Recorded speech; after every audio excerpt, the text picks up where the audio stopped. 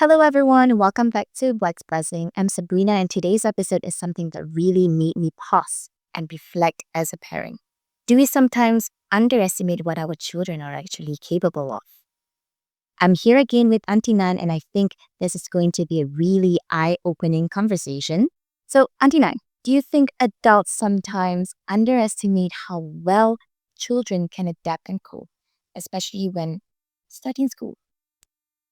This is really my favorite topic because 43 years ago, I was an ignorant adult.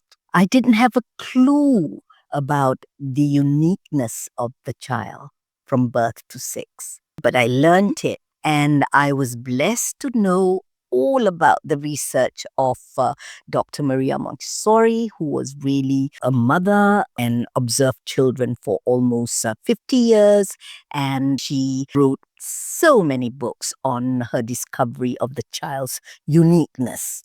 She spoke of the child's absorbent mind that can actually gain the culture of the home just by being there and can learn all the skills of an adult, all the skills that the adult needs from birth to six.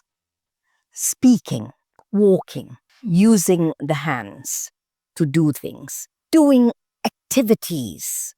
They learnt it right from the infant and until six. They can identify their names. They can speak with confidence. In fact, the research revealed that by 3 years old, the child that comes from an intellectual family can actually understand 3,000 words. I mean, that is remarkable. And it only happens during this phase of the child's life. So if we don't know of the child's skills or development, we are not aware of the child's growth process, we are not aware of the child's milestone, we will be ignorant and we will not support the child to reach his potential and be ready for the next phase of his life and adapt to the next phase of his life. And she said, you have to begin from birth.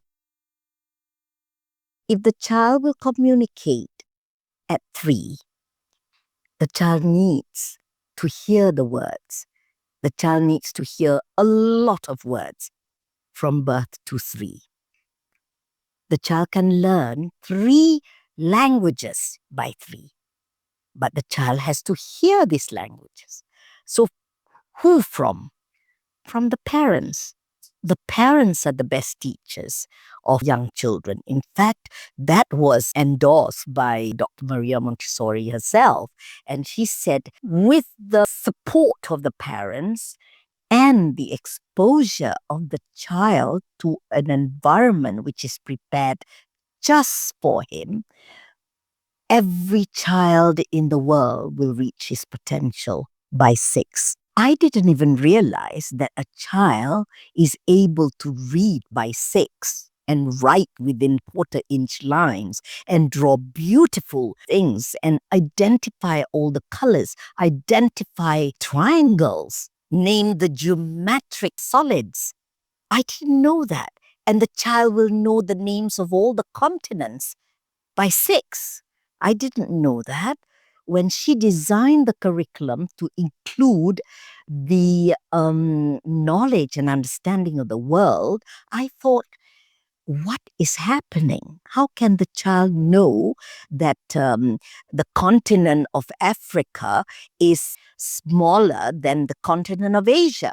Until I was down on the floor teaching these children using this quality method called Montessori, which is 119 years old, then I realized that the child just needs to hear it, to identify it, to touch it, to feel it, to look at it, to practice with it. And lo and behold, it is in his mind. No testing, no pressure, just giving him the knowledge in the nicest of ways.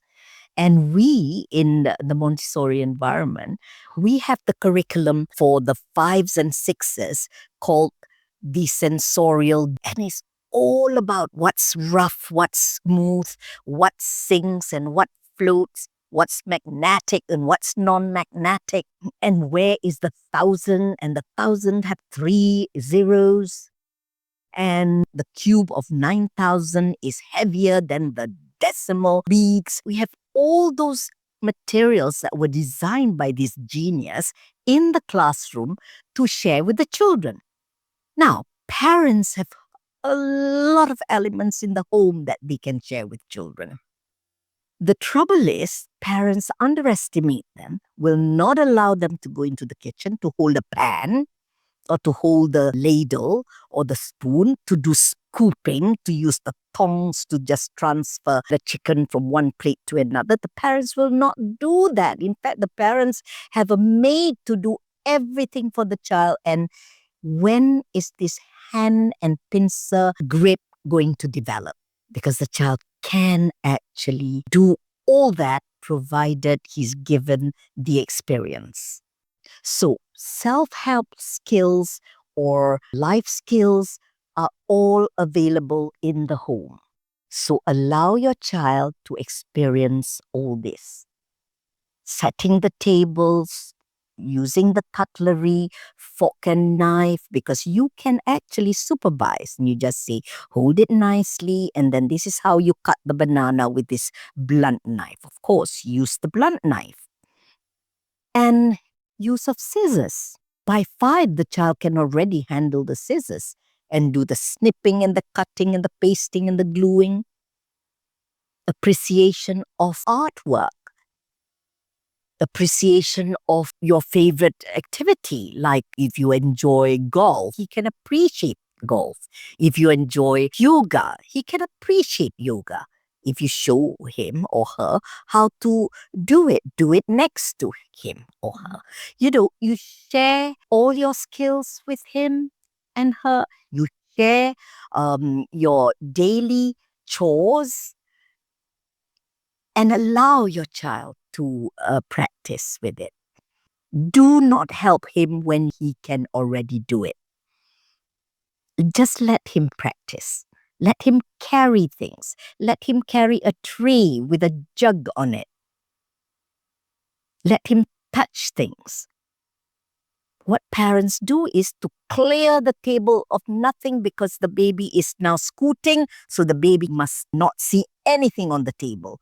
You just tell the baby who's scooting that you may not touch that. You can just touch the table. You may not touch that. You may not do this. You just set your limits because that have to be set by you. Because children do not know danger. You have to make sure that all activities are safe, but you can challenge them. If you find that they are mishandling it, you know that you've over-challenged it. You just say, all right, let's not use this pair of scissors. Let's use a slightly bigger one. Let's just do a bit of snipping. Just snip a bit instead of giving him an entire design to cut. If you notice that he can't do his full name, start with just the first 3 letters. And then add it. You give little challenges. He can't put his shoes on. He gets a bit frustrated. You have to help him. But slowly you just say, you try. You wriggle your toes in. You wriggle it in like that. Or, even bringing down his pants after he's gone to the toilet. He needs someone to show him how to pull it up. And then with practice, he will pull it up. Toilet training can be introduced early at home. There shouldn't be children coming to school by 3.5, not even toilet trained, because by 18 to 20 months, they're quite ready for it, provided you talk to them about it and tell them that this is where, mommy will do it here, I will do it here, so I'm going to buy you a little one so you can sit, and then just prepare him for the next level of skill that he needs to do to help him with his independence. Don't underestimate his abilities because physical development is unique during birth to 6. There's so many things the child can do, can carry. In fact, if you look at the way the child handles the remote for television, you didn't even need to teach. They know exactly that this is the remote. Your iPad, they know exactly. They even know. I've seen this little baby that's doing that stroke like that, imitating, and they showed it online somewhere. And it is because they are so observant. This unique mind is just taking in everything without you even realizing it. And as a teacher, when I was down on the floor, I remember I had many pieces of equipment that I needed to show to the child. And I would do it individually or sometimes in a small group. And then there were a few children that had not had the turn to do it. But the next day, when I was observing and I had written the names of the children that I have to show, I realized that they already knew how to do it without me giving the demonstration. Why? Because while they're doing something else, they have their eyes at the back. I don't know how they do it. They saw me introducing it to John the previous day. And they absorbed it and they could build the whole tower from the largest to the smallest, all 10 of it. So you know that their absorbent mind works in such a unique way. It's not like yours at all. Language, 3 languages. I don't think any mother sits the child next to her to teach a language. She just talks and reads books. And lo and behold, the child is giving you all the right sentences using your vocabulary. So this you have to see as the uniqueness of children birth to 6. All right? My next question would be, can you give an example of how children actually had the ability to adapt? Well, I'm going to give you something quite severe, actually. And it was the time when we all experienced the COVID pandemic. Children were not able to go to school. However, the ones that actually need to send the children to school, like the support community, like doctors and nurses and teachers, a group of helpers of communities, they have to keep on sending their children to school. So we had to keep our school open. And I was fearing the change of environment. But the children adapted to mask. They were willing to use their mask. They were willing to observe social distancing. They can't touch their friends. They can't go too close. We had to change the classroom setting and give spaces of desk. They had to sit like that the whole day. We had to give more gaps. And they accepted it. They adapted to it. We didn't have issues at all. We had 400 children in one building. We had them all in there, and they adapted fully. I was able to stand and tell the parents that the children adapted well and they are now ready to go to normal school. There were some children that were ready to go to primary 1 and they had only like a month to prepare. So what we did was we embarked on the project immediately, the big school project, but they were all still with their mask. They were still in the classroom separated. We just went on to give them the elements of big school. And we thought that they would go to big school and have a lot of issues during transition. There were no issues except for a few. And we realized that the few with issues were from the dysfunctional families. They had issues in the families. We knew that. They lacked the coping skills. And that's when it was passed on to their children. Now, you can see that even during the adverse situation, the strength of the children were revealed. This is something that I can share with a lot of awe because I noticed that, yes, the children were able to accept that atmosphere of almost not the happy atmosphere that they are used to because they can't socialize. They don't even sound right behind the mask. You can't even hear them very well. So the noise level is, of course, different, is so muffled. And then the atmosphere was more gloomy, but they adapted to it. So this is revealing to us the inner strength and the inner motivation that the children have, you know. Correct. I can relate to that, Aunty Nan, because my son was actually born around COVID time. So it made me more aware of how children really can adjust in different environments. And what you're saying is actually really comforting to hear. And I think a lot of parents need that kind of like reminder. And if we could leave parents with just one takeaway this week, Aunty Nan, what would it be? I would say, again, close observation, watch their skills, challenge them, let go.